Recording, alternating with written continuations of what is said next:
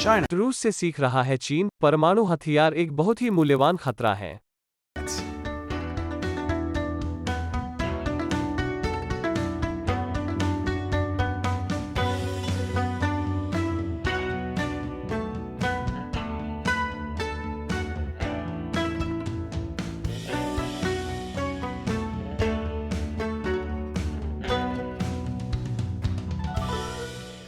बिना सेंसर किए चीन में आपका स्वागत है। मैं मैट गनाइज्डा हूँ, क्रिस चैपल के लिए भर रहा हूँ, जो हमारे नवीनतम व्यावसायिक उद्यम का परीक्षण कर रहा है, परमाणु गिरावट आश्रय। क्यों? खैर, चीनी कम्युनिस्ट पार्टी को डर है कि अमेरिका शासन को उखाड़ फेंकेगा, और उनकी हताशा में पार्टी पीछे हटने के एक साधन के रूप में अपने परमाणु शस्त्रागार का तेजी से विस्तार कर रही है, जो नाटकीय लगता है। आप जानते हैं कि आपका दोस्त सभी बंदूकों के साथ कितना पागल लगता है जब वो कहता है कि अगर सरकार उसके पीछे आती है तो उसे उनकी जरूरत है। खैर, यह मूल रूप से शी जिनपिंग की विदेश नीति है, लेकिन परमाणु हथियारों के साथ। लेकिन मैं यह नहीं कह रहा हूं कि चीन शासन परिवर्तन से बचाव के लिए परमाणु हथियार जमा कर रहा है। यह चीनी नेतृत्व के करीबी लोग हैं, जिन्होंने वॉल स्ट्रीट जर्नल से बात की थी।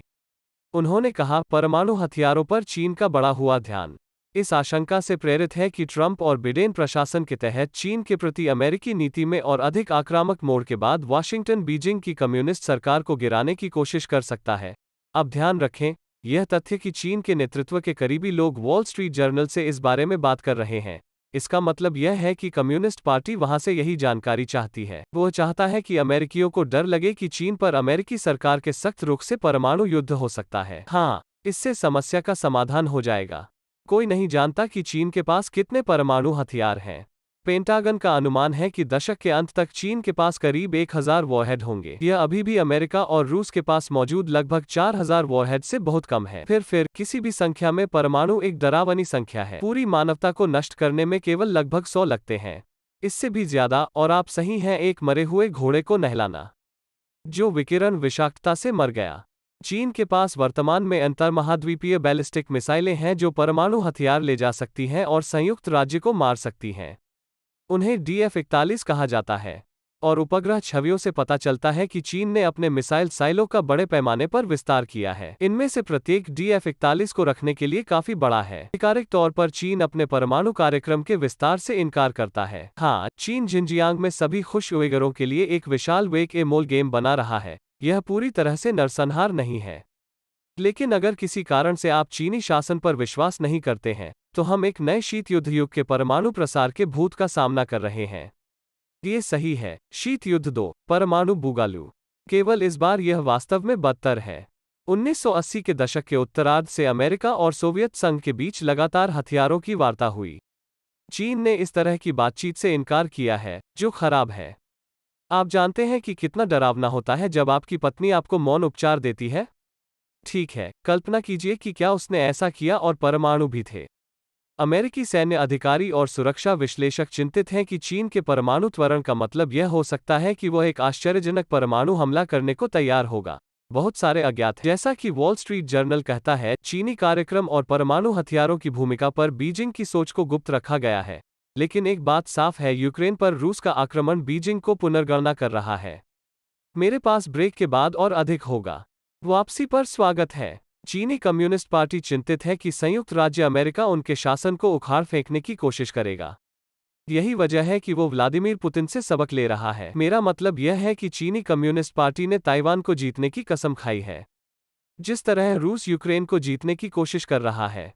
और जबकि पश्चिम ने रूस के खिलाफ प्रतिबंधों का प्रतिकार किया है, वास्तव में सैनिकों को प्रतिबद्ध करने में पश्चिम की ओर से शून्य रुचि रही है।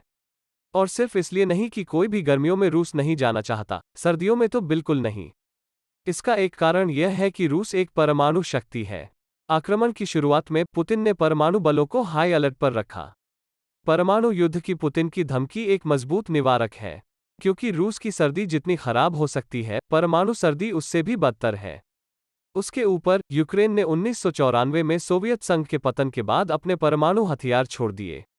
यह एक सबक है जो चीन से नहीं हारा है। परमाणु कार्यक्रम से जुड़े एक सेवानिवृत्त चीनी सैन्य अधिकारी ने कहा, यूक्रेन ने अतीत में अपनी परमाणु प्रतिरोधक क्षमता खो दी थी और इसलिए वो इस तरह की स्थिति में आ गया। वाह, शिकार को दोष देने का तरीका, यार। आगे क्या? अगर यूक्रेन ने इस तरह के कपड़े नहीं पहने होते तो रूस ने आक्रमण नहीं किया होता। चीन रूस के रास्ते जाने को तैयार है। चीन अमेरिका को अपने परमाणु शस्त्रागार का उपयोग करने से रोकने के लिए एक मजबूत परमाणु शस्त्रागार चाहता है। लेकिन चीनी शासन भी उम्मीद कर रहा है कि जब वे ताइवान पर कब्जा करने की कोशिश करेंगे तो अमेरिका को इसमें शामिल होने से रोकना होगा। ट्रंप प्रशासन ने कहा था कि वो अमेरिका या उसके सहयोगियों पर महत्वपूर्ण गैर परमाणु हमलों के जवाब में परमाणु हथियारों के इस्तेमाल पर विचार करेगा। लेकिन अगर चीन अमेरिका पर परमाणु हमला कर सकता है तो वो गणना बदल सकती। चीन अपने परमाणु शस्त्रागार को विकसित करने के अलावा और भी बहुत कुछ कर रहा है। यह परमाणु हमले को रोकने में सक्षम होने की दिशा में भी काम कर रहा है। चीन पूर्व चेतावनी मिसाइल प्रणाली विकसित करने के लिए रूस के साथ काम कर रहा है। फरवरी 2021 में चीन ने एक उपग्रह लॉन्च किया, जिसे कुछ विश्लेषकों का मानना कि मिसाइलों के लिए एक अंतरिक्ष आधारित सेंसर प्रणाली की शुरुआत है। और मुझे पता है कि आप शायद सोच रहे हैं, हम उस उपग्रह को परमाणु क्यों नहीं बनाते? ठीक है, हम अन्य उपग्रहों को नुकसान पहुंचाए बिना नहीं कर सकते। इसका मतलब यह हो सकता है कि कोई और सेल फोन नहीं है, जिसका मतलब होगा मेरी ऑटो वारंटी बढ़ाने के लिए और कोई ऑफर नहीं। शायद हमें उस उपग्रह को परमाणु बनाना चाहिए। वैसे भी पिछले साल पेंटागन एक चीनी हाइपरसोनिक मिसाइल परीक्षण से हैरान था, एक प्रकार की मिसाइल जिसके खिलाफ अमेरिका के पास कोई सीधा रक्षा नहीं है। जल्दी या बाद में यह संघर्ष सिर पर आ जाएगा। यही कारण है कि हम अपना खुद का चीन बिना सेंसर ब्रांडेड परमाणु फॉलआउट शेल्टर लॉन्च कर रहे हैं। हर मशरूम क्लाउड में सिल्वर लाइनिंग। और अब मेरे लिए शो के एक प्रशंसक के एक प्रश्न का उत्तर देने का समय आ गया है, जो पैट्रियन पर चाइना अनसेंसर्ड का समर्थन करता है।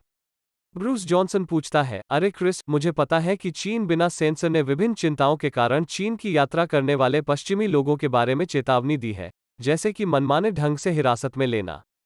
मेरा सवाल यह है कि ऐसा होने की कितनी संभावना है? अपने काम की प्रकृति को देखते हुए क्या आप व्यक्तिगत रूप से वहां यात्रा करने में सहज महसूस करेंगे? क्या शो के समर्थकों को विस्तार से आपके औसत पश्चिमी व्यक्ति की चिंता बढ़ गई है? सीसीपी के सत्ता में रहने के दौरान मैं यात्रा की योजना नहीं बना रहा हूं, लेकिन मैं इस बात को लेकर काफी उत्सुक हूं कि सीसीपी हम पर कितना ध्यान देती है। अच्छा सवाल, ब्रूस। पश्चिमी देशों के लिए अभी चीन की यात्रा करना निश्चित रूप से एक अच्छा विचार नहीं है। कोविड के लिए धन्यवाद, वे आपको एक भयानक संगरोध केंद्र में हफ्तों या महीनों तक रोक सकते हैं, और ऐसा कुछ भी नहीं है जो आप कर सकते हैं। लेकिन कोविड के बाहर भी चीनी अधिकारियों को राजनीतिक कारणों से विदेशियों को हिरासत में लेने में आसानी हो रही है। और क्रिस जैसे किसी व्यक्ति का जाना विशेष रूप से खतरनाक है।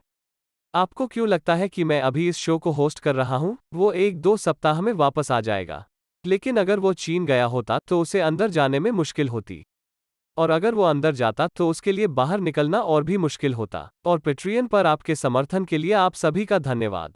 अन्य सभी के लिए कृपया patreon.com/chinoncensored पर जाएं और प्रति एपिसोड $1 या अधिक के साथ हमारा समर्थन करें। दर्शकों का समर्थन इस शो को फंड करने का मुख्य तरीका है। एक बार फिर, मैं मैट गनीजा हूं।